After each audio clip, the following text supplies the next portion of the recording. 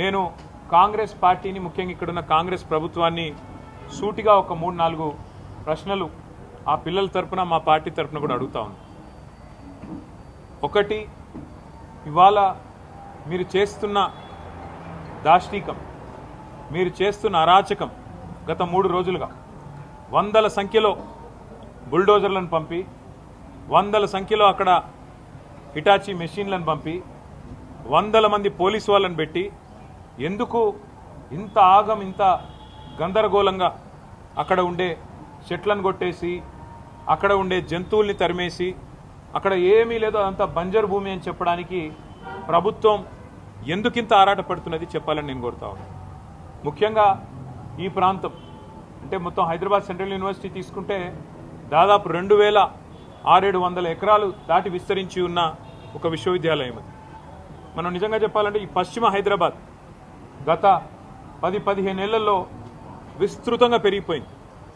అది మన గచ్చిబౌలి కావచ్చు, నానక్రామ్గూడ కావచ్చు, ఖాజాగూడ కావచ్చు, ఆ ప్రాంతం మొత్తం శేర్లింగంపల్లి దాకా ఎక్కడికక్కడ ఇవాళ కోకాపేట దాకా విస్తృతంగా ఒక కాంక్రీట్ జంగల్గా మారిపోయిన పరిస్థితి. అక్కడ నిజంగా చెప్పాలంటే ఇప్పుడు జరుగుతున్న కన్స్ట్రక్షన్ బహుశా భారతదేశంలో ఏ నగరంలో ఇంత స్మాల్ ఏరియాలో అంత పెద్ద ఎత్తున కన్స్ట్రక్షన్ ఎక్కడ కూడా జరగడం లేదు. ఇది వాస్తవం.